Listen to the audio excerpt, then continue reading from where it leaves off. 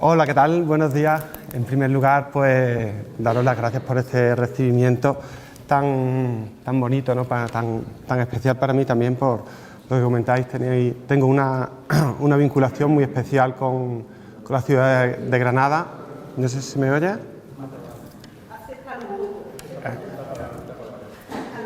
¿Qué hago yo? ¿Así? ¿Así? Ah, vale. Perdón, la tecnología. Soy más física. Bueno, empezaba diciendo que muchísimas gracias a la escuela y a la consejería por esta invitación. Es para mí un placer y un honor venir a Granada en esta semana tan especial para mí. Estoy un poquito nervioso porque es un fin de semana complicado, ¿vale? Y ahora ya arranco y se me quita un poquito el temblor. Es un fin de semana para mí muy emocionante. Estamos nominados al Goya, con lo que estamos un poquito nerviosos todos, yo y todo mi equipo. Pero bueno, venir a Granada, a una ciudad con la que tengo un vínculo tan especial y en la que recientemente hemos hecho segundo premio, es muy emocionante. Y venir aquí a compartir todas mis experiencias con vosotros, sobre todo los alumnos, los futuros creadores y diseñadores de este país, pues es muy importante para mí, ¿no? En primer lugar, bueno, creo que lo primero que os tendría que contar es a qué me dedico, ¿no? Qué es lo que soy, que es un production designer, que es como se llama ahora el director de arte. El production designer o director de arte es como la persona responsable de una gran parte visual de un proyecto cinematográfico, ¿no? Se puede describir un poco el proceso, puede ser tras la lectura del guión, ¿no? Y una conversación con el director, es encontrar y detectar ese discurso transversal que está por debajo del texto, no solo la acción, no solo el desarrollo de la puesta en escena, sino el discurso que hay por debajo del texto que tiene el director y la intención que tiene el director para ponerlo en valor y llevarlo a la escena, ¿no? Que sea de una forma visible y presente, aunque no a primera vista, ¿no? No es solo, y La mínima, por ejemplo, no es solo una película de dos detectives que están buscando a una niña desaparecida en las marismas del Bajo Guadalquivir, ¿no? Estamos contando transversalmente esa España en transición con una generación que quiere un cambio, quizás más rápido de lo que se puede o no, y otra generación o otra parte de la sociedad que prefiere que las cosas estén como estén, que bien estaban. Entonces, todo ese discurso, sin querer enjuiciar, sino simplemente transmitir esa sensación, se hace a través de bueno, todos los recursos que podemos aprovechar dentro de lo que es la dirección de arte, que parten desde la ubicación en la propia época, ¿no? O sea, tú cuando ubicas una película, un proyecto, normalmente cuando a mí me llega el proyecto ya está ubicado en la época, pero sí que siempre puedes jugar un poquito para apretar hacia unos años, una sensación de unos años u otros, ¿no? Luego os quería... Ese es como el primer momento, ¿no? Y luego a partir de ahí es todo el desarrollo de la parte visual, hacer todo el proceso de localizaciones, que es buscar los espacios donde se van a desarrollar la película y diseñar y proponer todas las intervenciones y todas las transformaciones que vamos a hacer, ¿no? Es ahí, en ese momento, en el que ya empieza a aparecer todo el equipo, que creo que es una cosa fundamental que quiero transmitiros, que es que, o sea, el trabajo del director de arte o del creador cinematográfico, creo que es extrapolable en mi cargo como designer o del director de una película, es un trabajo de equipo. O sea, sería muy estúpido pensar que uno es capaz de pensar más que las 23 personas que tiene en su equipo, ¿no? O sea, por eso tú eres un poco como el capataz, pero que todo eso va gestionado y sobre todo cualquier persona del departamento aporta, ¿no? Entonces, por eso es una cosa súper importante tener en cuenta que no son meros ejecutores, ni muchísimo menos. Os está dando clases Michel Bafico, creo, en algunos de los talleres que está acometiendo también la escuela, que es uno de mis actrices, vamos, creo que no sé cuántas películas llevamos juntos, pero muchas.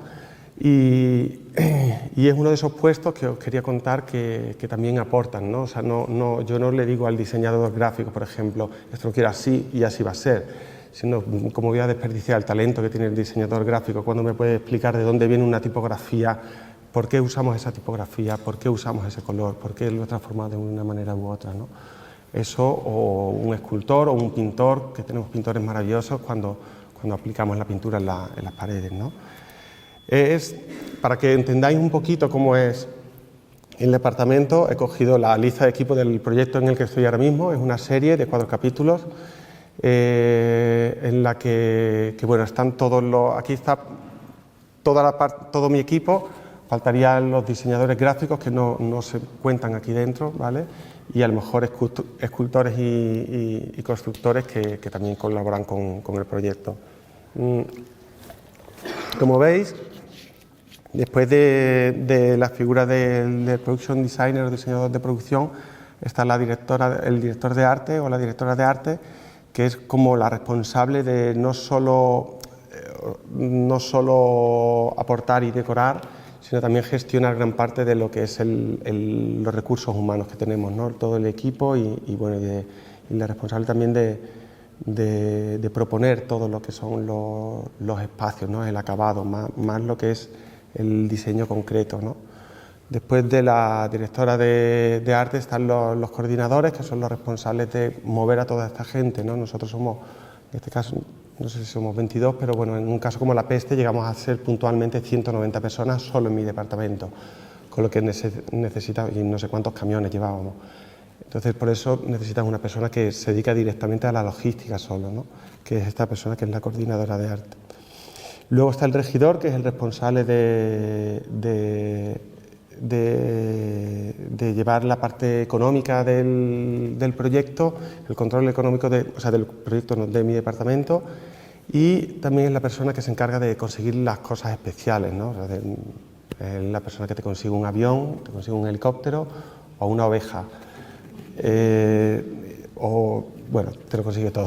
Es bastante increíble, es una función realmente bonita, que en su origen estaba más vinculada al departamento de producción, ya que uno de sus grandes cometidos es el control del presupuesto, controlarnos a nosotros, pero la realidad es que su aporte artístico es también igual de importante que el de cualquiera, ¿no? Porque tú le pides a alguien que te traiga una cuchara y bueno, cuántos tipos de cucharas hay, ¿no? Si tú enseñas una cuchara recta o enseñas una cuchara dorada, estás contando dos cosas totalmente diferentes, ¿no? Si traes una cucharilla de café o una cucharilla de absenta, pues son dos cosas totalmente diferentes y son cucharillas todas, ¿no? Entonces, tener esa sensibilidad hacia el objeto creo que también es algo importante. Luego está el ayudante de regiduría, que es la persona que según el volumen pues tiene 1, 2, 3, la persona encargada solo de los vehículos. Aquí no está el coordinador de vehículos porque hay una persona solo con los vehículos. En proyectos como la peste hay una persona solo para los animales. En función del proyecto va cambiando todo. Os quería traer este porque es justo en el que estoy y creo que es interesante bueno, mostrar lo que estamos ahora, ¿no? En presente.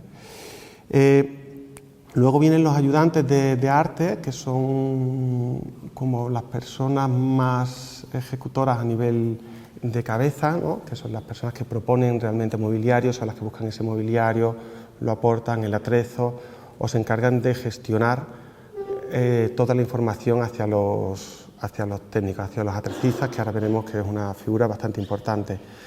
Luego, después de los ayudantes, viene toda la batería de atrecistas, ¿no? Los atrecistas son como esas grandísimas y maravillosas manos ejecutoras de todo lo que es el departamento.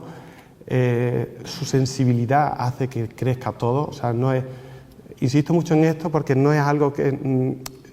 tiene mucho de oficio, pero tiene mucho de artesanía, o sea, todo lo que pedimos, todo lo que hacemos, tiene un componente artesano increíble, o sea, casi todos saben dibujar, casi todos saben pintar, por supuesto, carpintería, hierro, o sea, son personas muy polifacéticas, formadas casi todas en escuelas de arte, en las bellas artes y en este entorno en el que nos encontramos hoy, ¿no? Por eso para mí era muy importante venir aquí. Luego todos ellos van con sus ayudantes y bueno, y siguen pues los auxiliares y meritorios, que son pues esas personas que se acercan por primera vez a nuestro maravilloso oficio y bueno, suelen venir de las escuelas y son siempre muy bienvenidos, no solo porque son manos valiosas, sino porque siempre traen un discurso y un punto de vista bastante más innovador que los que ya empezamos a tener algunos años, ¿no? Una vez contado cuál es el equipo, quería contaros lo importante que es la formación, ¿no? Y lo importante que ha sido en mi carrera. Yo, cuando hice Bellas Artes, pues me apuntaba a todo, iba a todos los cursos, intentaba ir a todas las conferencias. Me acuerdo mucho, en concreto, que es la que va a dar pie un poco a todo lo demás, una que fui de Guillermo Pérez Villalta, en la que él comentaba cómo en sus años de formación él estaba en Madrid y todavía ARCO, la Feria de Arte Internacional de Arte Contemporáneo, no había surgido, por lo que no tenían oportunidad ni acceso a todas esas exposiciones, ¿no?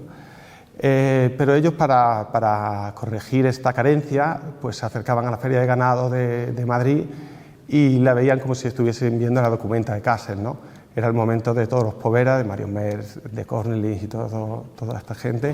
Entonces, pues admiraban esos caballos metidos como si fuese la galería de Cornelis, ¿no? O ese tipo de ejercicio. A mí es un comentario, una reflexión que se me quedó muy dentro, y es como algo que me ha acompañado siempre, ¿no? Es una forma de mirar, ¿no? Creo que cuando te dedicas a las artes perteneces a un club privilegiado en el que miras el mundo de una manera muy especial, ¿no? Entonces, esa mirada que se tiene, o que aprendí a tener gracias a los maestros que he tenido a lo largo de mi formación académica y luego de mi formación en el oficio, es esa visión lo que me hace disfrutar tanto de mi entorno como de mi oficio, ¿no?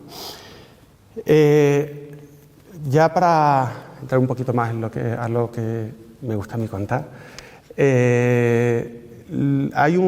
el primer ejercicio en común que se produce en una película, cuando estamos al fin ya todos ese primer día de rodaje, que está cámara, está maquillaje, está vestuario, al fin estamos todos juntos, lo hemos conseguido, hemos llegado, hemos pasado la preparación, y entonces el primero de dirección pide motor, los de sonido cantan rueda, luego cámara dice graba, bueno, al revés, cámara dice graba, sonido dice rueda, y se canta cuadro, ¿no? Es a raíz de ahí en lo que creo que todo el proceso de la dirección de arte o de todo mi oficio se basa en aprender de todo lo que hicieron todos los diseñadores y los creadores previos a nosotros, ¿no?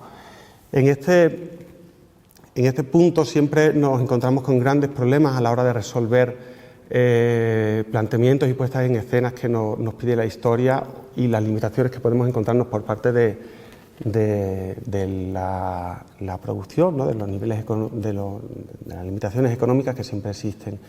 En esto, en lo que, por ejemplo, en Modelo 77 nos encontrábamos con que teníamos que contar una cárcel en la que los copel se cortan de forma masiva, se produce las imágenes son realmente espeluznantes, en las que todos se cortan y se produce como un gran motín. Y bueno, tenemos que contar ese tamaño, pero evidentemente no teníamos todos esos recursos para tener tantísima figuración y todo eso, ¿no? Entonces, para ello nos acercamos, o el punto de partida fue el grandísimo Velázquez, que no solo entiende el espacio, o sea, no es un grandísimo pintor, no es un grandísimo coleccionista, como nos dejó el Prado, sino que además creo que es el grandísimo maestro en cuanto a cómo entender el espacio escénico, tanto en la pintura como si lo extrapolamos en el cine, ¿no? Es capaz en las meninas, si todos tenemos en la mente las meninas, no enseña ninguna ventana, pero queda clarísimo de dónde viene la luz, no enseña los límites de la habitación, pero está clarísimo que estamos en un espacio inmenso, hace un reencuadre e incluso interviene y se pone él, ¿no? Y cambia el punto de vista, ¿no? Consigue eso que en el cine es tan interesante, que es jugar con el punto de vista, ¿no? Perdón. Ya os digo que cuando tenemos que afrontar esto de de la enfermería, no teníamos los medios ni la capacidad de hacer todo eso, con lo que nos refugiamos fue este cuadro el que un poco me dio la clave para abordar lo que es el reencuadre, ¿no? A través de una ventana, a través de enseñar un poquito, que es lo mismo que hace Velázquez en Las Meninas, estás contando muchísimo, ¿no? Y ese reencuadre y ese juego de la ventana que no solo usa Velázquez, también lo usa Dalí, ¿no? Aquí simplemente con un trocito estás viendo, y la postura de ella, estás viendo esa serenidad, ¿no? Que transmite todo ese mar, ¿no? Entonces es un poco el juego que planteamos en este decorado de la enfermería, en el que metíamos a los personajes y lo que tenían detrás era, a través de una ventana, el resto de la enfermería, ¿no? Aquí es donde está esto planteado. Y luego quería introducir también una cosa que antes, comentándolo, bueno, yo tuve mi primer profesor de pintura, que se llamaba Barreto. Pues era un señor un grandísimo profesor y bueno, siempre nos transmitía una cosa, que a la hora de pintar había que tener 3 tonos, ¿no? Decía, un tono mal, 2 tonos regular, 3 tonos profesional. A mí es una cosa que es pintura, estamos hablando de pintura, pero que se establece al cuadro cinematográfico. Es imprescindible cuando planteas un decorado, que a la hora de poner y de usar los materiales, usar distintas texturas siempre, las distintas capas, ¿no? Aquí está pasando eso, pero si os fijáis, esto es como sería un decorado limpito. Y aquí ya es cuando entramos a ambientar, ahí empiezan todos esos tonos, no están, si os fijáis en la mesita, no solo está la sangre sobre el soporte, sobre la mesita, sino hay un bote de cristal con la sangre y hay un trapo de cristal un trapo con sangre. Son 3 texturas, profesional, como diría Barreto. Eso, que es un truco pictórico que nos enseñaba en primero de carrera. Evidentemente la pintura es algo muchísimo más complejo y profesional es algo muchísimo más complejo, pero como primer aprendizaje creo que es un punto de partida maravilloso a la hora de entender cómo plantear la ambientación de un decorado, ¿no? Que no es solo poner los elementos que te llevan a la época, no es solo poner los elementos que necesita la puesta en escena, sino son todas esas capas que vas añadiendo. Por supuesto, si pones 5 tonos, muchísimo más, y ya cuando crecer de tonos es más agradecido, ¿no? Y esto es como quedó la secuencia. No sé si tiene... no tiene sonido.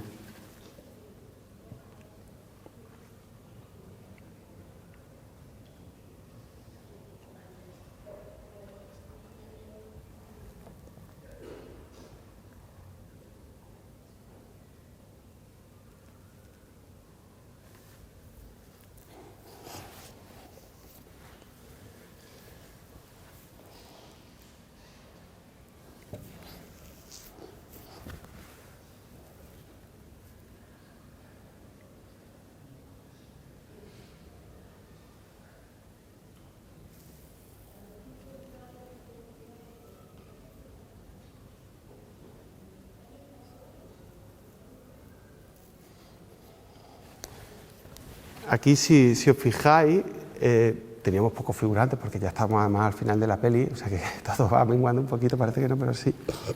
Aunque teníamos bastante, vamos, una película que hicimos, la verdad, con lo que necesitábamos. Pero si os fijáis, primero empezamos con un reencuadre en esa ventana en la que enseñamos un general que no entiende bien la habitación, pero ve el movimiento, y luego a través de los planos cortos ya sí puedes entrar en los planos cortos, para dar esa sensación de que hay mucha más gente, y luego todos esos mismos figurantes son los que están en el pasillo. Pero toda esa puesta en escena hace que optimicen los recursos. Es este uso del reencuadre lo que hace que puedas optimizar y que puedas hacer, o sea, que puedas vestir, ¿no?, los decorados. Creo que nosotros creo que afortunadamente no tenemos, bueno, no, desafortunadamente, no tenemos todos los medios que tienen cine internacional como para tener todos los recursos de figuración y económicos, ¿no? Entonces muchas veces hay que buscar este tipo de recursos que igualmente no están reñidos con lo que es un discurso cinematográfico o una buena peli, ¿no? esta relación del arte con el cine, desde mi experiencia, no solo es para la resolución de problemas concretos como era este, ¿no? El uso de ese reencuadre que nos enseña Velázquez para solucionar este problema concreto que teníamos en esta película. También es un recurso a nivel de salvavidas conceptual en el que tú te apoyas para desarrollar una peli, ¿no? Para entenderla, para ver cómo la planteas, ¿no? Esto no es una de mis primeras pelis en las que yo entendí que realmente que aportábamos mucho más que simplemente poner sofás y decorar habitaciones para que fuesen filmados, sino que aprendí lo que era el discurso que podíamos tener, que era After, ¿no? En esta ocasión fue Francis Bacon el que me acompañó de forma continua en todo el proyecto. En esa película de Alberto Rodríguez se describe una noche de tres amigos que se reencuentran después de mucho tiempo, tres amigos íntimos que se encuentran, ya cada uno está haciendo su vida y se reencuentran una noche, ¿no? Esa noche pues deriva en una buena fiesta y cuenta los tres puntos de vista de esa misma noche por los tres personajes, ¿no? Como las drogas, el alcohol y la euforia hace que la percepción sea diferente para los tres personajes, ¿no? Un poco es Bacon lo que nos cuenta en sus trípticos, ¿no? Siempre, a mí por lo menos siempre, no solo en el espacio, sino como en el movimiento, la pincelada, tiene algo tiene algo nocturno siempre Bacon, no sé, bueno, sí, tiene algo nocturno Bacon, y luego ese juego del espacio en planos y esa capacidad de transmitir un mismo instante pero con tres puntos de vista o en tres sensibilidades diferentes, ¿no? Nosotros esto lo aplicamos como de una forma práctica más concreta en los cuartos de baño. Había un momento en el que hay tres momentos en los que se meten los tres en un cuarto de baño a hacer sus cosas, y entonces pues nos planteamos hacer el mismo cuarto de baño exactamente era el mismo decorado, de hecho se le cambiaba solo el panel trasero, en el que el uso del color y de unos pequeños muñequitos del Space Invaden era lo que lo apoyaba, ¿no? Estaban contando el mismo momento de la película, pero nosotros transformábamos el decorado. O sea, supuestamente era a la vez cuando entraban, pero en cada una de las tres historias que se contaban en paralelo era un cuarto de baño diferente. Tenía ese momento como juguetón, ¿no? que bueno, te ayuda a contar cómo percibían cada uno de ellos la noche, ¿no? Estas son algunas imágenes no tengo vídeo. Un poco también queríamos jugar con esa sordidez que puede transmitir algunas veces Bacon.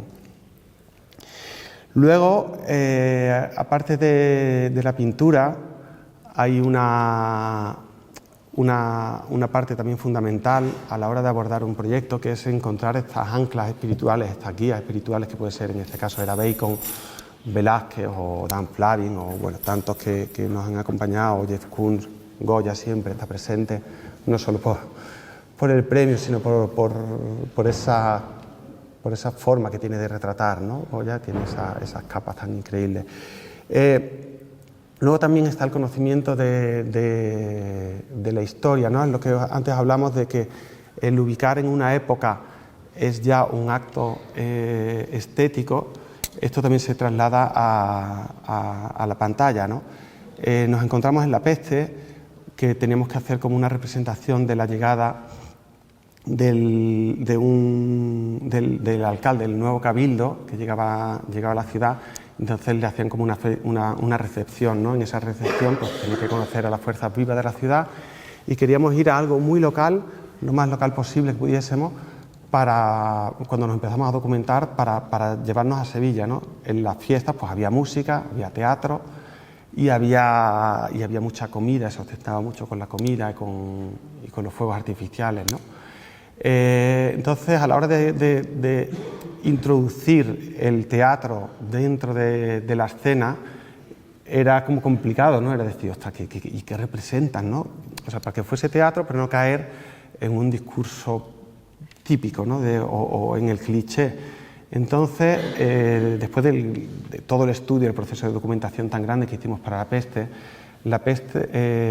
en Sevilla había en la Sevilla musulmana estaba el puente de Barcas, que es este puente que hay aquí, que hasta que en 1248 creo que es, que el almirante Bonifaz con sus barcos embiste, o sea, Sevilla estaba asediada por los católicos, pero claro, tenía todo el apoyo musulmán desde el otro lado del puente por este gran puente de Barcas. Es un puente de barcas que eran barcas encadenadas entre ellas y era el paso. Hasta ahí llegaba el mar a Sevilla. A partir de ahí se consideraba río.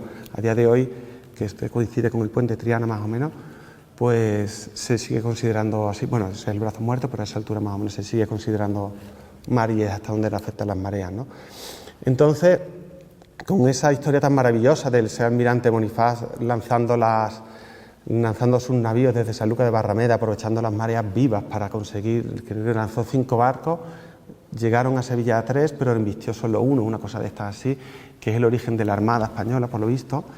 Pues entonces nos planteamos y jugar eso con algo tan singular, tan propio de la época también, ¿no? Que era el uso de los cómicos enanos, ¿no? Que también aparecen en Velázquez, aparecen en todo esto, pues pensamos en combinarlo y hacer esa representación teatral. Es para ello para lo que nos planteamos hacer y diseñar un vestuario propio para ellos, para crear una puesta en escena en la que habría unos personajes que harían de barco y otros que harían unos de puente de barcas y otros del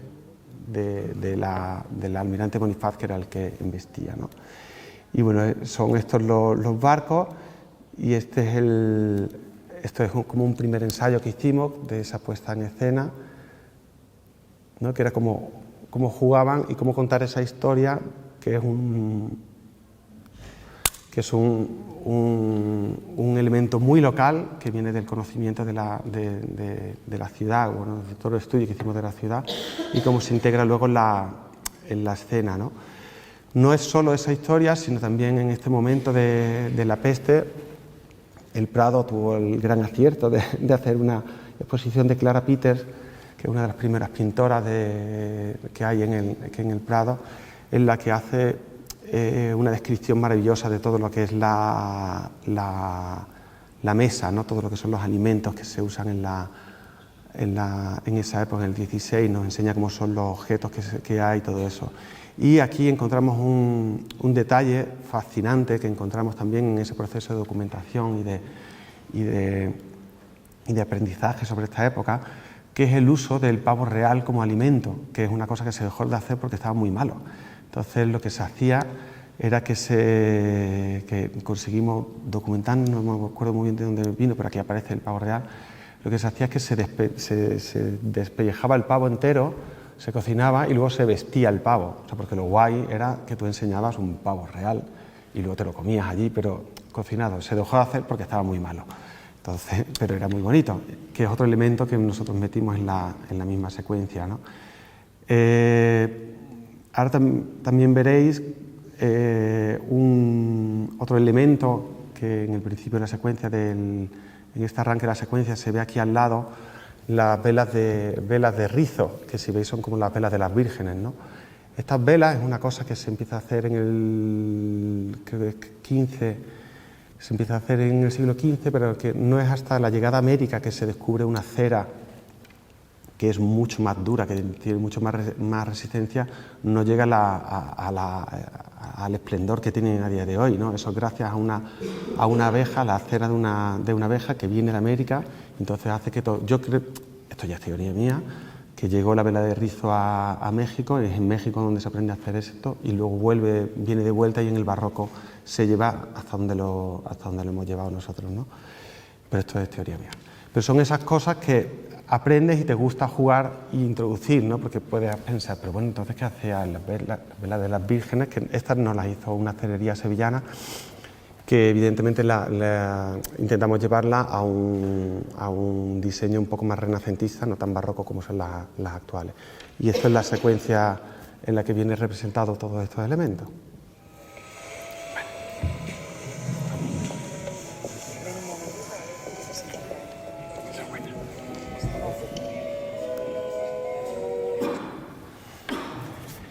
Bueno, perdón.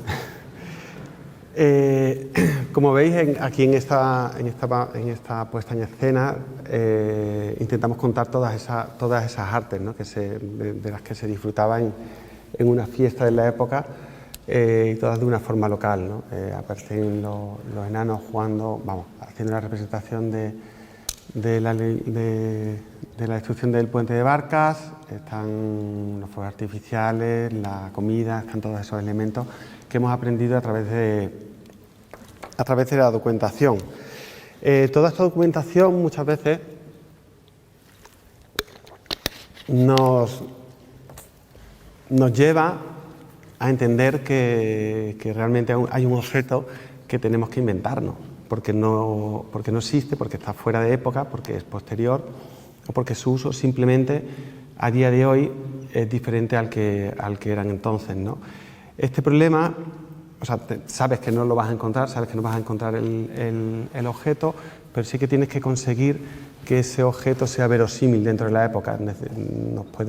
Podemos tener la necesidad dramática, en este caso, por ejemplo, de que hubiese una bañera y que la bañera estuviese dispuesta en un espacio y con una iluminación determinada para la presentación de Juana, que es este personaje que aparecía aquí. Y claro, cuando empezamos a intentar encontrar cómo era una bañera de la época, las bañeras, bueno, la gente se bañaba vestida y luego las bañeras no eran un objeto realmente muy bonito, no tenían un interés estético muy grande. Por lo que empezamos a pensar y desarrollar, de ver cómo crear ese objeto que no nos provocase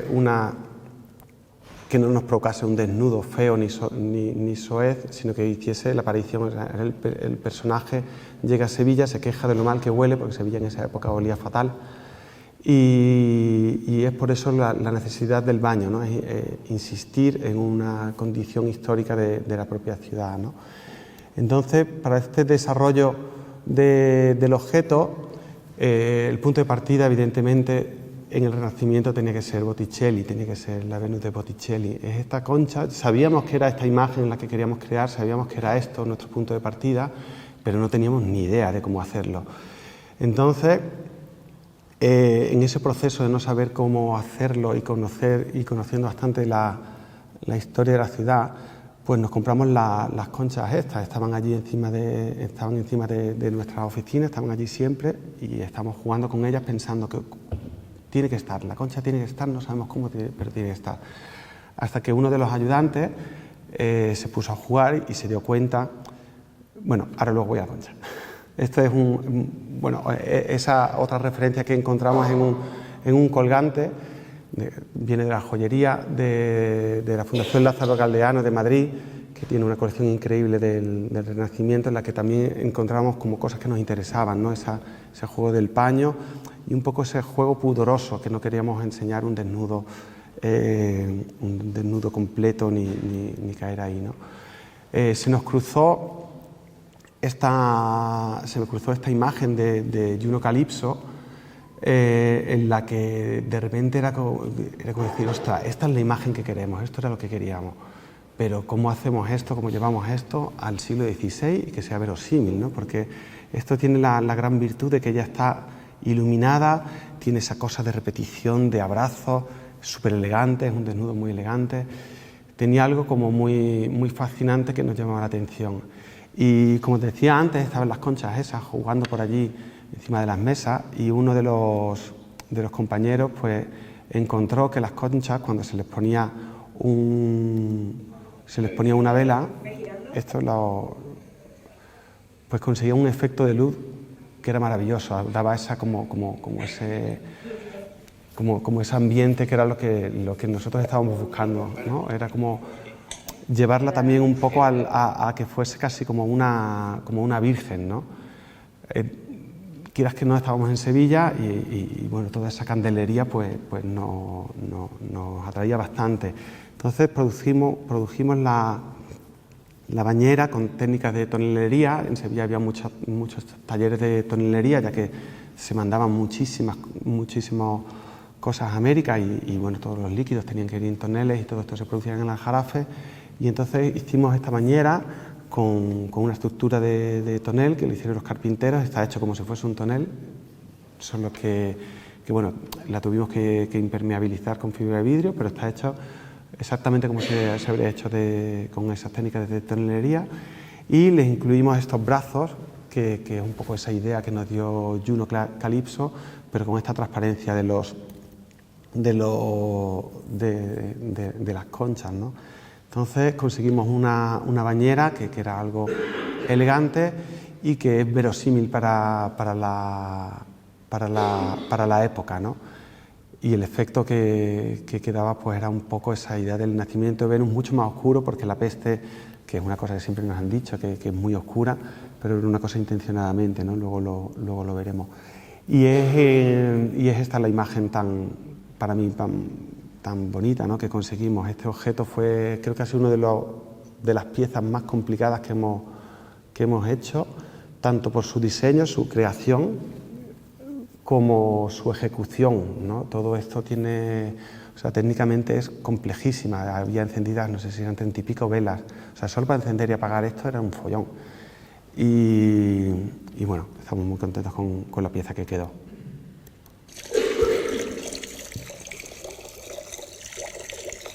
Son ellos los que te van a llevar a Madrid. Tienes que tratarlos bien, no avasallarlos. Agasájalos. Comparte lo mejor que tienes. Les harás sentirse importantes y bajarán la guardia. No pienso compartir lo mejor que tengo.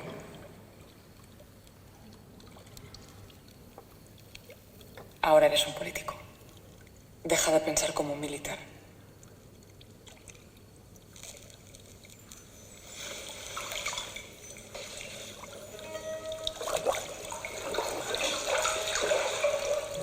Gobierna mejor al que más aman, no al que más temen.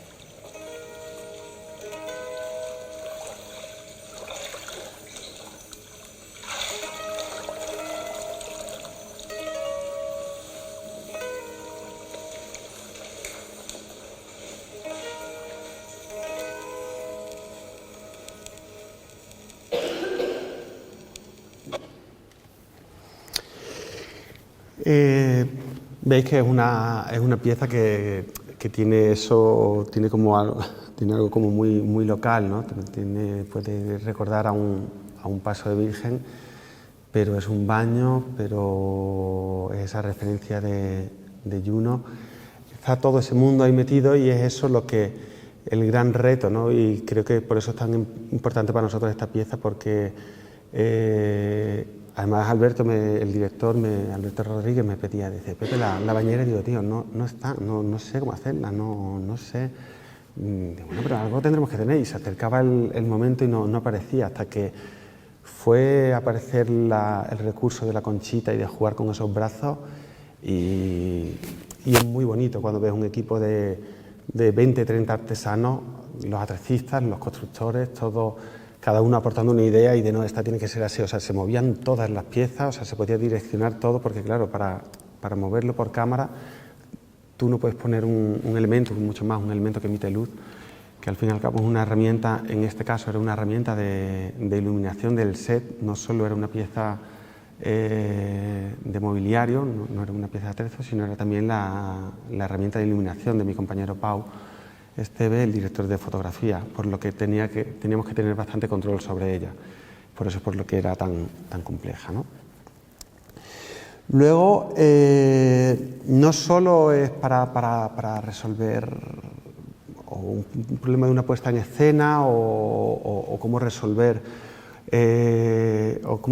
un objeto en concreto o un props, sino que también puede acompañar al proyecto desde la raíz, ¿no? Es el caso de Isla Mínima, ¿no? Que es la obra de Atinaya, la que después de ir Alberto Rodríguez y Alex Catanán a una exposición de Atinaya en Sevilla, cuando vieron aquellas fotos dijeron, tío, con esto hay que hacer algo, con esto hay que hacer algo. Todo esto es como 4 o 5 años antes de hacer la película. O sea, fue como una semilla que entró ahí que luego cuando hicimos Isla Mínima, en realidad íbamos a hacer modelo 77, pero la modelo Carabanchel no podíamos rodar en ella y en la modelo tampoco podíamos rodar, por lo que ese proyecto se cayó y resurgió Isla Mínima, y fue en ese momento en el que entró, o sea, Atin Aya estaba presente en todo momento, ¿no? Son estos ambientes, esta sensación como de western del Bajo Guadalquivir en los 70, lo que nos fascinó, ¿no?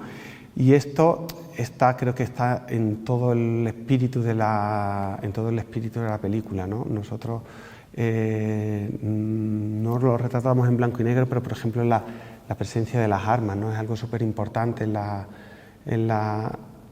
presencia de las armas en la película, que esto me hace recordar una cosa que no he incluido, pero en todo este proceso de documentación local que hicimos en Isla Mayor, que es donde rodamos la mayor parte de la película, y ese interés que tenía Alberto porque las armas estuviesen presentes siempre, las armas del campo, cuando nos pusimos a investigar fuimos a hablar con el fotógrafo local del pueblo, el que tenía todas las fotos de primera comunión de todos los ciudadanos de Isla Mayor, y este hombre nos abrió su archivo y dijimos, ¿nos puede enseñar fotos suyas personales? Claro, para aprender esos pequeños detalles que son tan locales, pero que te hacen que lleves la película a otro sitio, ¿no? Ya Atin Aya nos había puesto en el norte del uso de las armas y de la caza, y de la presencia de las armas, la caza, el coto, todo ese ambiente tan especial que es el Bajo Guadalquivir. Y ahí encontramos, de repente, tenía muchas fotos de las fiestas del pueblo, y había muchas fotos de los carteles, no sé por qué, o había en el álbum están metidos los horarios de las fiestas del pueblo. Y nos dimos cuenta que había campeonatos de tiro a todas horas. Empezaba con un campeonato de tiros de menores de 6 años, luego iban subiendo de franja, y conforme subían de franja, también en horas. Entonces era como decir, ostras, un campeonato de tiro en esa feria, ¿no? Que es como un poco como arranca la peli. Y luego nos fuimos a la armería y le dijimos, bueno, ¿cómo eran los campeonatos de tiro, ¿no? Y entonces nos contaron que había un hombre, o sea, nos enseñó la máquina con la que se lanzaban los platos, y había un hombre que se ponía detrás de una chapa y se ponía allí, lanzaban los de estos y le metían bueno, como se hace un campeonato de tiro, pero claro, en un entorno como este, pues tiene que ser algo muy especial, ¿no? Y entonces en ese momento, además, era como una imagen muy goyesca, ¿no? Imaginarte ese hombre allí, porque nos contaba, y dice, claro, conforme iba avanzando el día, el que estaba allí tirando los platos, pues al final todos acababan chuzas, pues le daban tiros a la chapa para darle susto.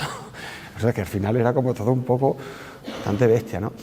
Y es este detalle que es el arranque de la película, ¿no? Es cuando él llega y cruza el puente. La película arranca así, ¿no? Estás llegando y están metiendo tiros hacia donde tú vienes, ¿no? Es ese momento de esos campeonatos de tiro al plato que hacían constantemente en Isla Mayor, ¿no? Y son esos detalles en los que nos ha puesto en la pista Atin Aya, por eso la presencia de las armas en Atin Aya tiene tanta importancia, y de la caza, y en la película eran también importantes, ¿no? De alguna manera, en la España que estábamos retratando, todo ese mundo rural, todas esas armas, era algo a lo que también había que tener miedo, ¿no? No solo al cambio el cambio histórico en el que estábamos, que era en la transición, sino que todo ese miedo, ¿no? Toda esa presencia de las armas era algo interesante que nos acompañase en toda la peli, ¿no? Son estas fotos de Atin, que si habéis visto Isla Mínima, pues os recordarán también al personaje de Salva Reina, ¿no? Como, o sea, Isla Mínima es una película que le debemos mucho a Atin Aya, y bueno, ahí está. Esto es cuando vimos la foto de las niñas, de estas niñas, es como decir, ¡buah! Estas son nuestras niñas, ¿no? Tienen una mirada, tienen una presencia, tienen un aura increíble, ¿no? Son fotos muy inspiradoras, ¿no? Y esta inspiración que es la obra de Atin en la película nos llevó también a la solución de un problema a la hora de encontrar a las niñas muertas, de cómo las hacemos que las vean, ¿no? Cómo las encuentran, por qué las están buscando, no las encuentran, están entre los juncos, y apareció la caza, ¿no? Y apareció la caza, y cuando apareció la caza y esta foto de usar los patos de reclamo y este encuadre desde dentro, o sea, es una foto maravillosa, es fascinante, pues fue este el punto de partida para la secuencia, ¿no? Que bueno, le hicimos un homenaje a la obra de Atín.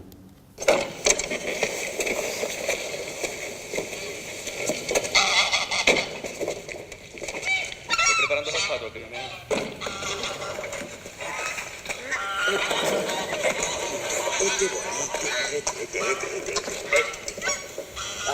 Gerardo, ven aquí.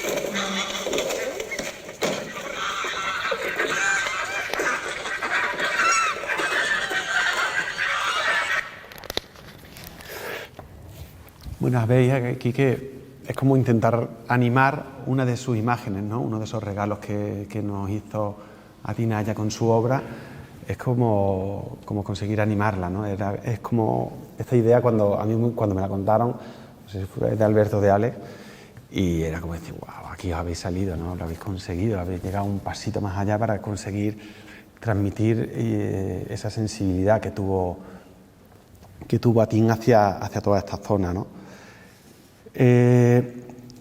Luego también hay elementos, ¿no? y juegos que yo he tenido la suerte de poder enfrentar, bueno, disfrutar de ellos, ¿no? Que es como hacer dialogar como dos grandísimos creadores, ¿no? Como es la figura de Marcel Duchamp y con su botellero, con la figura de José Luis Cuerda. Tuve la suerte de hacer una película con José Luis que tenía un universo impresionante. Creo que en el imaginario de todos está Tiempo después, hay Tiempo después, Amanece que no es poco, espero que Tiempo después también, porque es la que yo hice. Pero era muy bonito trabajar con él porque él tenía una forma tan especial de entender el mundo que te hacía que esos diálogos artísticos, tenía una formación artística impresionante, un conocimiento de la historia del arte increíble y nos permitía jugar a esto de una forma muy jugosa, ¿no? Aquí es en la presentación de Atrezo, cuando le presentamos, es un momento, la presentación de Atrezo, el otro día hablaba con un director, que es un momento que a mí me encanta, para nosotros es el primer decorado de la película, es el día, suele ser como el jueves antes de empezar a rodar, en el que nosotros le montamos en nuestra nave, le montamos un súper bodegón con todos los elementos los elementos principales que van a aparecer en toda la película. No solo es enseñar el boli o el teléfono que va a tener, sino qué ambiente o qué espíritu va a tener los decorados donde se va a mover cada personaje, ¿no? Y bueno, estas fotos de ese día, había un personaje que es Roberto Álamo, que en la historia es uno de los habitantes del poblado de todos los parados del mundo, que está en contraposición al edificio representativo, que es donde vive el órgano de gobierno y toda la política del mundo. El mundo se ha reducido a esos dos espacios, a ese poblado y a ese edificio. Roberto Álamo, que su personaje pues sufre un arrebato de emprendedor y quiere vender limonada, entonces va a dejar de ser parado para ser trabajador, entonces entra en un dilema ontológico porque se desnaturaliza como parado, entonces no puede entrar en el edificio. Entonces todo este discurso que puede estar también en su parte el desarrollo sentimental del personaje, él pierde la virginidad a lo largo del proceso, en el arco del personaje, pero bueno, está ese juego del botellero de Duchamp, esa virginidad, el botellero sin la botella deja de ser botellero para ser el objeto, bueno, todo ese juego que plantea Duchamp bueno, este era el carrito que llevaba Roberto Álamo para ofrecer esa limonada con esos limones tan excepcionales que tenía. esto es el objeto que nosotros le presentamos a José Luis y en este me la jugué porque no se la había enseñado antes, era como, y también era de Pepe, a ver qué me vas a dar. Era el momento de conocer, o sea, la presentación de Aterezos es el momento en el que realmente el director entiende lo que nosotros vamos a hacer, porque en el caso de José Luis era desafortunadamente mi primera y última película, y entonces te conocen en ese momento, ¿no? y te la juegas porque como pinches pues la puedes liar, ¿no? Tienes que convivir todo el proceso de la película. Entonces él cuando vio el carrito, la verdad es que lo entendió desde el primer momento, o sea, leyó ese botellero de la misma manera que lo habíamos planteado nosotros, ¿no? Ese punto de partida de Duchamp, ¿no? Esa desnaturalización del objeto por la falta de una parte, ¿no? Y esta es, bueno, otra imagen bonita de ese momento, ¿no? El entorno del carrito era que era todo ese mundo de poblado pseudo chabolista extraño en el que vivían todos los parados del mundo. Y este es el entorno del edificio representativo, que es donde se desarrollaba pues toda esa parte política de la historia, ¿no? No solo usamos aquí la idea de Duchamp, sino también esa relación porque teníamos los jóvenes rebeldes que forman parte del edificio representativo y salían todos los días, como son rebeldes, pues eran los únicos que salían del edificio a hacer sus cosas. Entonces ellos tenían como un sitio donde siempre se sentaban, ¿no? Pero claro, el edificio representativo estaba en medio de Monument Valley, porque ¿dónde iba a estar mejor si no es en Monument Valley? Si estamos haciendo la mejor película del mundo en el escenario de cine, ¿no? Que era Monument Valley. Que eso fue tras de esas geniales ideas de José Luis, que decías, pero José Luis, si vemos por la ventana lo que tenemos que ver es desierto, porque si es el único edificio, ¿qué es lo que vemos? Y se quedaba así y tú le proponías el desierto, no, le propusimos el Kilimanjaro. Le decíamos, que se haya quedado el edificio representativo en el Kilimanjaro, que lo veíamos allí, una silueta espectacular, toda esa sabana que nos da para construir el pueblo de todos los parados del mundo, no sé qué. Y se queda así José Luis pensando y dice, hombre, el desierto está bien, pero si es un desierto, bueno, vale, estamos haciendo la mejor película del mundo. Y era, Dios mío, ¿no? Tenía esas cosas, José Luis, que tú le lanzabas una idea que tú creías que era la mejor del mundo y él le daba como 7 vueltas, ¿no? Y te lo llevaba a eso, ¿no? Que a través de todas las ventanas del edificio representativo se ve el Monument Valley, aparte es siempre la misma vista, o sea, es que es como la imagen del oeste, que hicimos un forillo, teníamos 3 tamaños de forillo. Forillo es como una foto gigante que ponemos detrás de la ventana para no usar los cromas, porque sí que José Luis era un gran amante de lo físico y todo lo que se pudiese hacer físico y no con croma, pues mucho mejor, porque los cromas no le gustaban, no los acaba de entender y le aburría estar delante de una pantalla azul, entonces decía, no, tan físico, y entonces fue todo un proceso como bastante bonito, ¿no? Y es en esa relación de lo físico con el monumento, ¿no? Que tenemos que encontrar una clave para hacer que esta juventud de rebeldes encontrasen su banco en el exterior, pero no lo queremos sentar a lo cowboy encima de un ¿cómo se llama esto?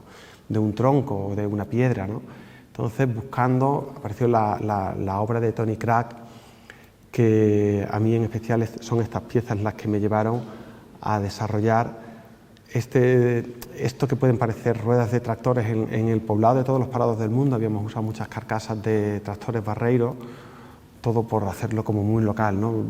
José Luis tiene un universo increíble, pero siempre parte de algo muy, muy local y muy íntimo, ¿no? Entonces, jugar con estas piezas que nos recordaban a las llantas de los tractores, de todos esos tractores que habíamos usado de los barreiros, pues es lo que nos llevó a este banco, que era el banco de la juventud de rebeldes, ¿no? Que jugaba en ese valle con el edificio representativo que es este, ¿no? Que fue otro de los grandes hallazgos de la película, porque él tenía ubicada la peli en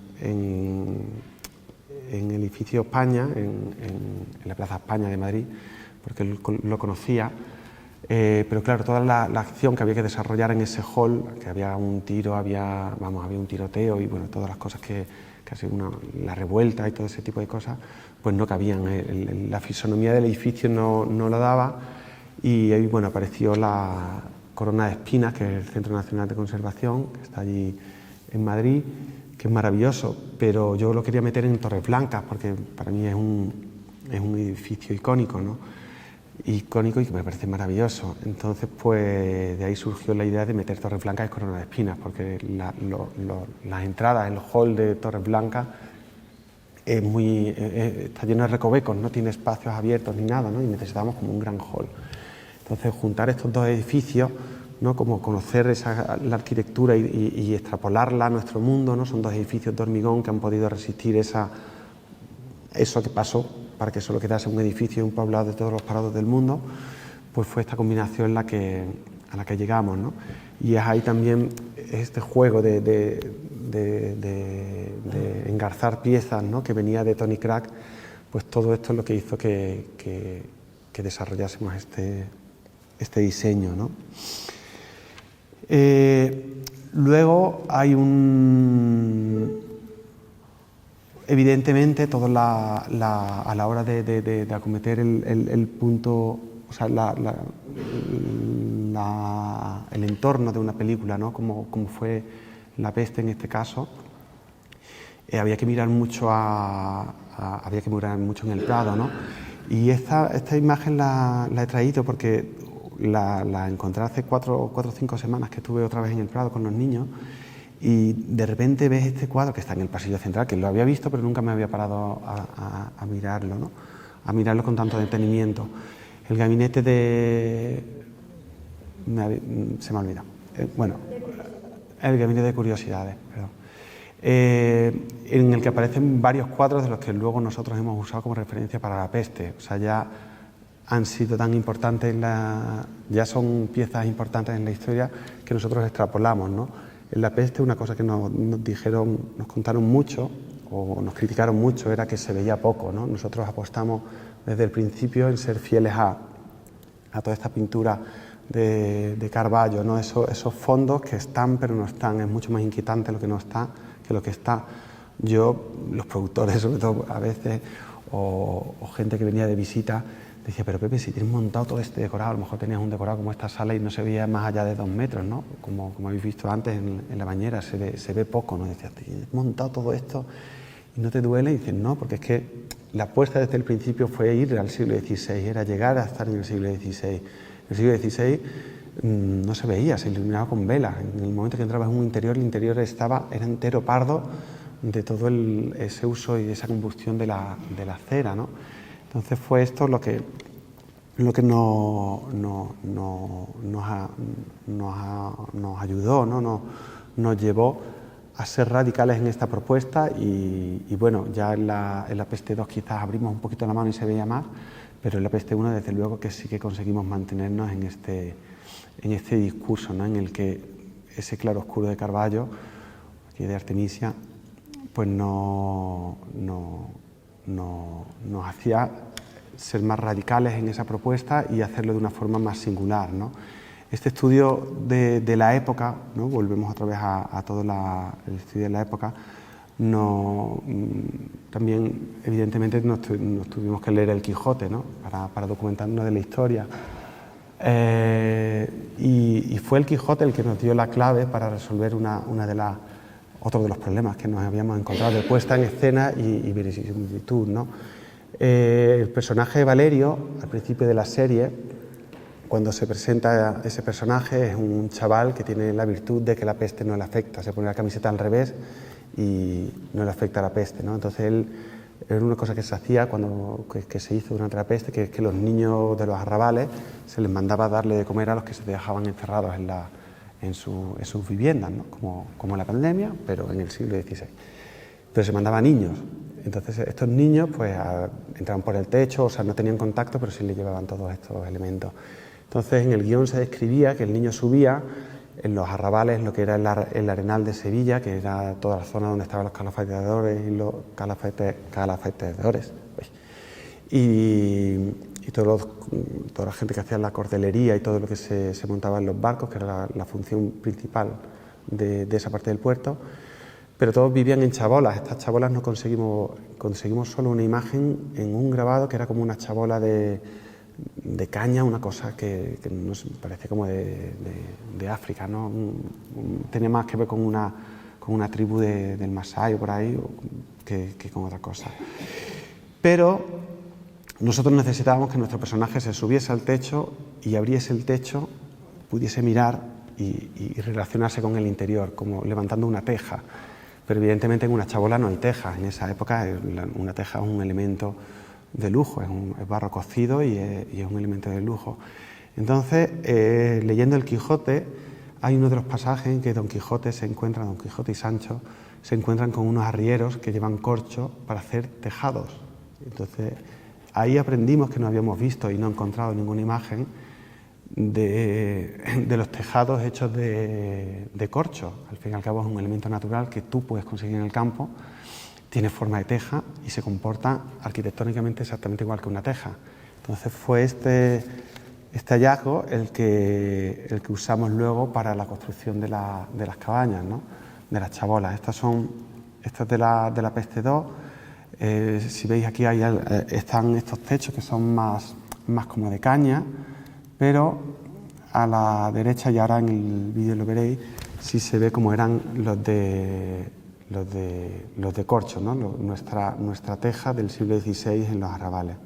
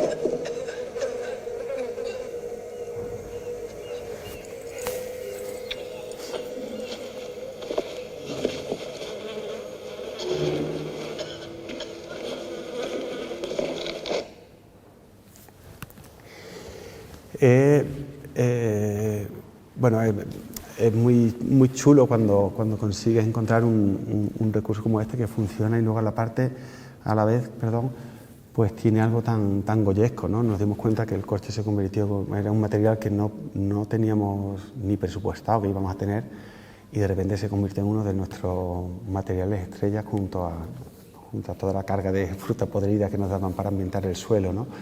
Los suelos de la Peste, yo creo que aquí se ven un poco, creo que es una parte importantísima de la ambientación, y llegamos a esa calidad de suelo gracias a lo que hemos dicho al principio, ¿no? Ese gran maestro que fue Barreto a la hora de enseñarnos 3 tonos, ¿no? El tono en el suelo nosotros usábamos la tierra, usábamos el mantillo, que era negro porque estaría todo sucio de heces, de cosas podridas, era una cosa bastante sucia Sevilla.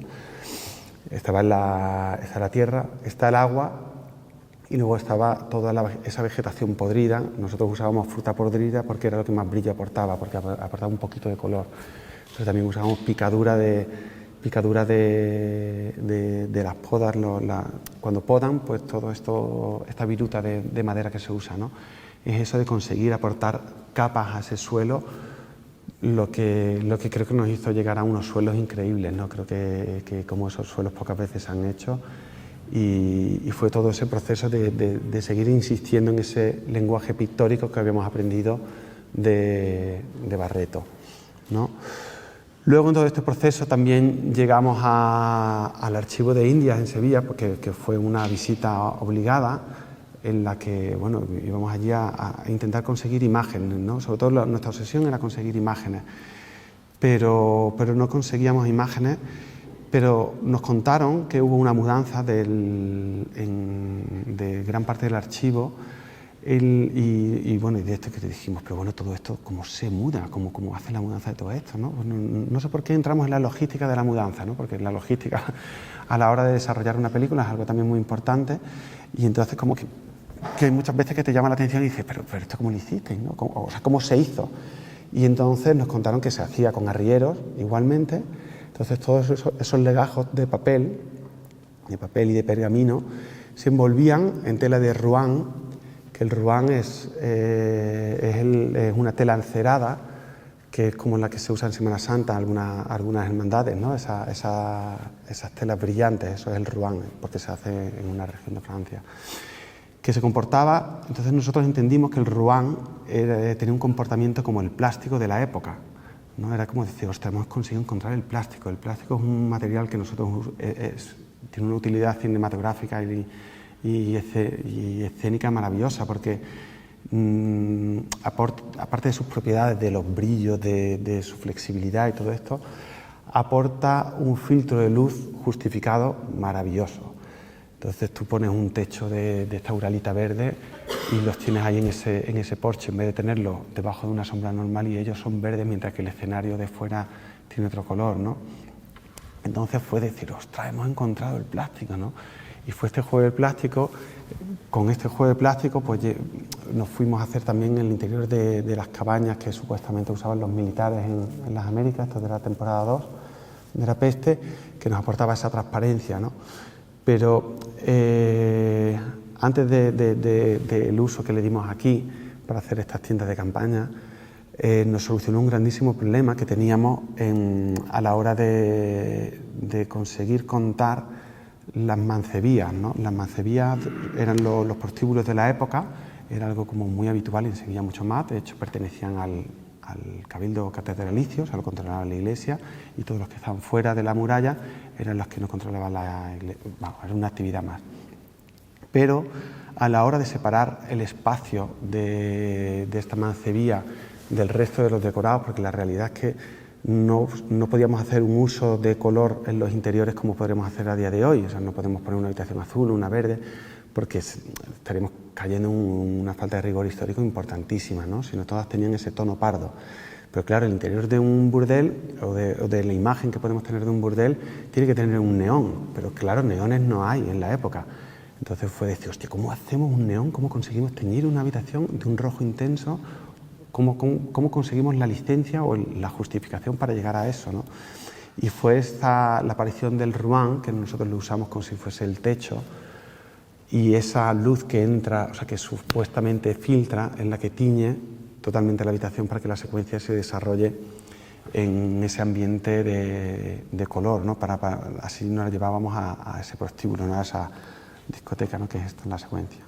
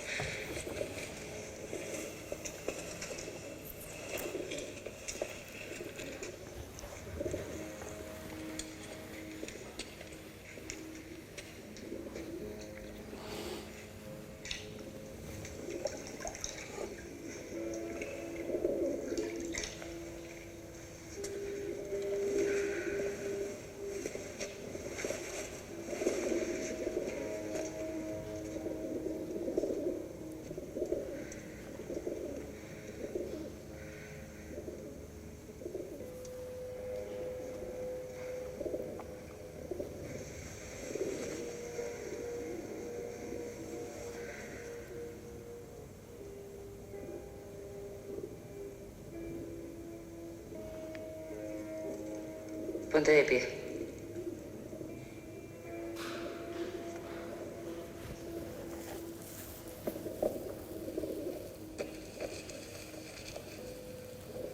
¿Cómo te llamas? Eugenia. Acércate, por favor.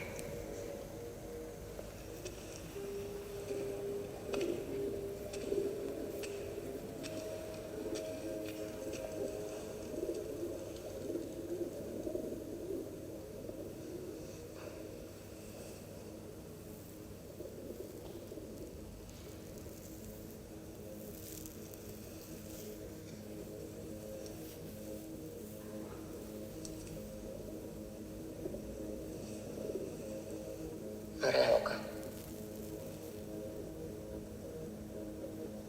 Que abra la boca, te he dicho. Da igual.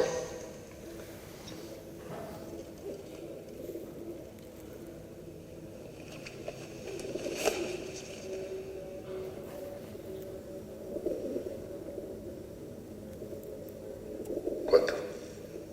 10 reales. 50. Fuera de la Mancebía el Cabildo prohíbe el puterío.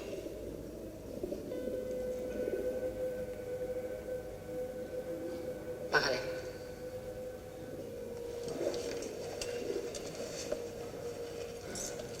Lávate. No hace falta, está bien así.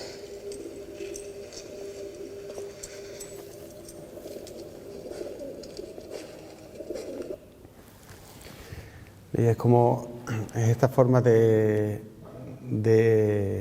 pensar, ¿no? Esa forma de pensar de Pérez Villalta, de ver las cosas desde otro sitio, lo que nos lleva a estas soluciones, ¿no? Es por eso por lo que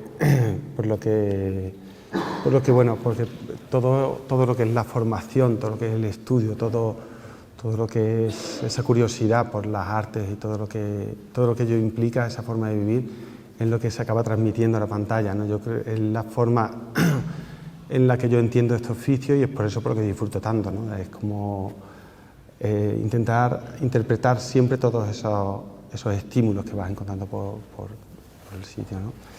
Y con esto ya he acabado.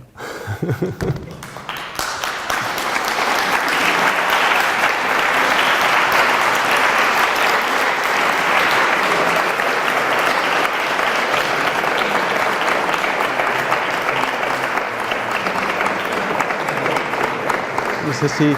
Bueno, una cosa que ahora si queréis hacemos preguntas y eso, pero una cosa que seguramente si no me la vais a preguntar, pero no quiero dejar de decir, que una cosa que me preguntan mucho es qué va a pasar ahora cuando llegue la IA, ¿no? Y empiece a trabajar en todo esto, en todo este proceso, ¿no? del desarrollo cinematográfico, ¿no? Yo creo que, y vosotros que estáis estudiando, más que ninguno, estáis en un proceso de formación en el que vais a adquirir una experiencia, una forma de mirar, una forma de comportaros, ¿no? Que nunca va a tener una máquina. Es eso lo que nos hace que nos acerquemos a los problemas de una forma diferente. A una IA es por supuesto una herramienta maravillosa y hay que usarla y la estamos usando y se va a seguir usando, pero es como el Photoshop, ¿no? O sea, el Photoshop iba a destruir la fotografía y la fotografía está más viva que nunca. O sea, ahora en Arco está volviendo otra vez la fotografía y están volviendo otra vez. Yo estoy volviendo a tirar fotos en 35 milímetros y soñamos con rodar en 35 milímetros otra vez. Es por eso por lo que creo que la disciplina de las artes que están tan ligadísimas a la creatividad y al desarrollo de lo no conocido es lo que nos va a hacer tan valiosos en este futuro que nos viene. Así que os animo mucho a que sigáis disfrutando de vuestra formación. Y ya si queréis preguntar algo o lo que sea. Todo referente a artísticos y estos procesos de investigación, ¿los compartís, por ejemplo, con vestuario o estáis trabajando en otro mundo y luego vestuario va aparte? ¿O le das tú, nuestra referencia va a ser Botticelli y entonces trabajas por aquí con el por aquí? ¿O es luego una referencia? Con nuestros compañeros de vestuario, y aquí has visto los vestuarios maravillosos, fascinantes de Fernando García, es súper importante, o sea, quizás lo debería haber contado al principio, pero la complicidad tanto con vestuario, maquillaje y fotografía es fundamental. O sea, nosotros quizás, o sea, en mi departamento, quizás somos los que más metros cuadrados abarcamos, pero en proporción del cuadro, el que más abarca es Fer, bueno, en este caso Fer o el figurinista o la figurinista que sea.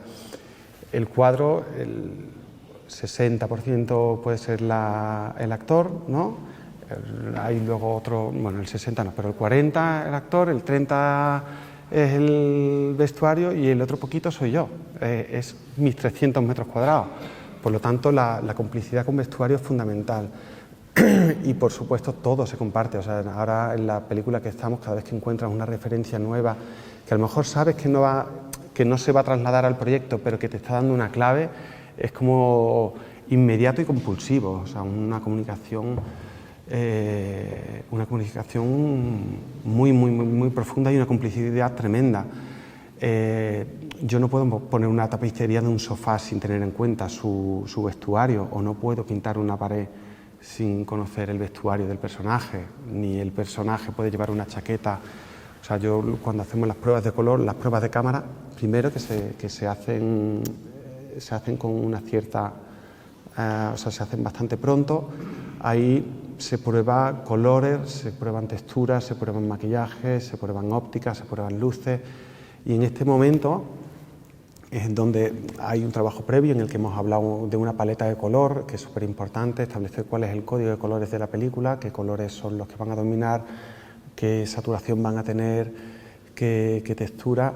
Todo esto hay que compartirlo con un vestuario y hacer el cuadro juntos. O sea, realmente estamos haciendo un cuadro en común, que a mí es lo que me parece más fascinante, porque tú crees que has tenido tú la super idea, pero luego llegan y te la superan, ¿no? Y luego llega el otro, y luego al final llega el director, que es el más listo de la clase, y lo pone todo más, le da más excelencia, ¿no? Y ese proceso es maravilloso. O sea, no, para nada estamos aislados. O sea, al contrario, es una cosa muy en común, muy en común. Yo quería preguntarte cómo un licenciado en Bellas Artes, ¿Perdón? ¿cómo un licenciado en Bellas Artes acaba dedicándose a esto? O sea, ¿cuáles fueron tus pasos? ¿Empezaste directamente siendo un director de sector o tuviste que dar primero otros pasos? ¿Cómo ponen nuestros alumnos de Es importante. Yo creo que mi proceso, o quizás el de mi generación, quizás es diferente al actual, ¿no? El mío fue, yo hice escultura, yo soy licenciado en Bellas Artes, hice escultura y quería ser Juan Muñoz. Yo quería ser escultor, el mejor escultor como era Juan Muñoz. Pero en ese proceso de trabajar y presentarme a todos los concursos, pues bueno, acabé un día trabajando en una película, en un videoclip. Y de ahí seguí trabajando y me di cuenta del valor que tiene el trabajo en equipo, que es el cine, ¿no? Descubrí lo que es trabajar con un equipo de esa forma, y es lo que me hizo abandonar ese trabajo individual, más individual que puede ser el de un escultor, y entré en el cine, ¿no? Eso fue un poco fue mi proceso, fue un poco singular y fruto de la casualidad, pero a día de hoy creo que hay más canales. Ya afortunadamente la gente viene mucho más formada. O sea, yo entré con una formación en Bellas Artes, pero no tenía formación en cine. Todo lo que sé a día de hoy lo he aprendido rodando, que evidentemente hay que rodar mucho para aprender, porque no es imposible, porque yo sigo aprendiendo un mogollón. O sea, la película que hice el año pasado, que se desarrolla bastantes cosas en subacuático, pues claro, de repente nos encontramos con la flotabilidad de los materiales, que es o sea, siempre luchamos contra la gravedad, y ahora nos flotaba todo, ¿no? Y era como decir, joder, tío, es como un cambio o sea, por lo que estás siempre aprendiendo, ¿no? Pero a día de hoy los alumnos y el proceso natural, bueno, una vez que se sale de la escuela, es intentar ponerse en contacto con equipos que estén trabajando, pero creo que hay algo previo antes de tener esa ambición, o no, o en paralelo, que es desarrollar el trabajo en común. Yo creo que a mí la universidad, una de las cosas más importantes que me aportó, es que de repente estaba en un entorno en el que compartía la inquietud y la obsesión por eso que me encantaba, que era el arte. Y estábamos todo el día pintando, todo el día haciendo cosas, inventando contigo. He estado todo el día haciendo cosas, he coincidido en un curso cuando éramos muy chiquititos. Y creo que para un estudiante de artes y oficios, o de cine, o de bellas artes, de cualquiera de las disciplinas, es crear ese entorno dentro de su escuela, ¿no? para que todo esto sea como un gusanillo, ¿no? Alberto Rodríguez, que es un director con el que tengo mucha relación y llevamos gran parte de la carrera juntos. Sus íntimos colaboradores es Dani Zayas, que es su sonidista, vecino de enfrente, Paco Baños, que es su script y codirector de las segundas unidades, también vecino suyo. O sea, es todo un entorno que desde muy chicos estaban haciendo películas. Ellos estaban haciendo películas, yo estaba haciendo otras cosas, yo quería ser escultor, no peliculero.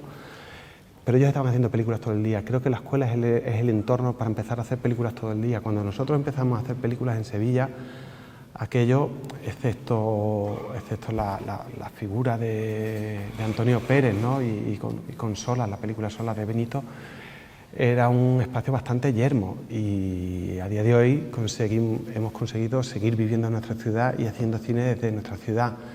Entonces, por eso creo que es importante que, por supuesto, hay que mirar y acercarse a los profesionales en activo para ponernos en contacto con ellos, para ofreceros como meritorios para empezar a entrar en una película, para luego ir desarrollando una carrera.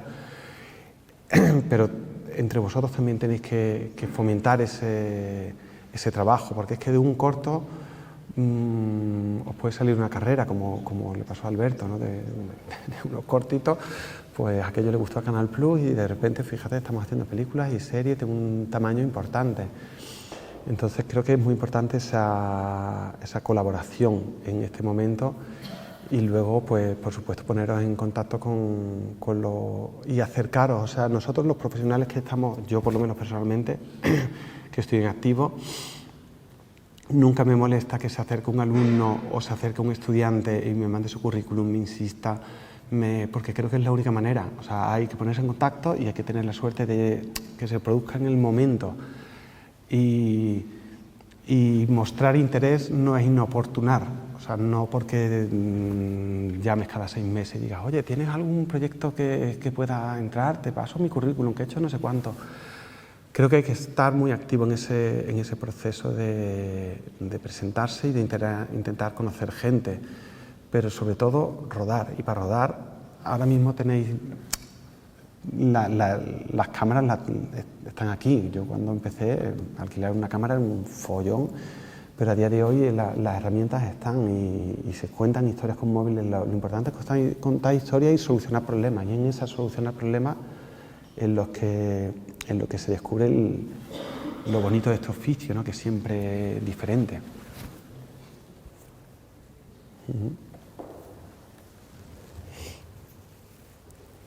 A mí me gustaría decirte que mañana, cuando recojas el premio, después de nosotros, no sé, bueno, recoger el premio es algo que por supuesto me hace muchísima ilusión, pero es estar nominado, ¿no? Antes lo compartí con vosotros, ¿no? Estar nominado, el regalo, pues aparte de siempre estar nominados con compañeros a los que quieres mucho, ¿no? Y todos sus trabajos son igual de bonitos, ¿no? Yo creo que cuando consigues una nominación es el reconocimiento, y yo por eso me emociona tanto y casi no puedo hablar y lloro y hago el ridículo un poco, pero porque te acuerdas de todo ese equipo y todo ese equipo que es el que hace realmente el trabajo, ¿no? Yo soy la cabeza visible, pero somos muchas personas que estamos en mi departamento haciendo que las películas se hagan, ¿no? Entonces eso es un momento muy emocionante. Pero vamos, ya estar aquí y además disfrutar el día de hoy con vosotros ha merecido la pena. Muchas gracias.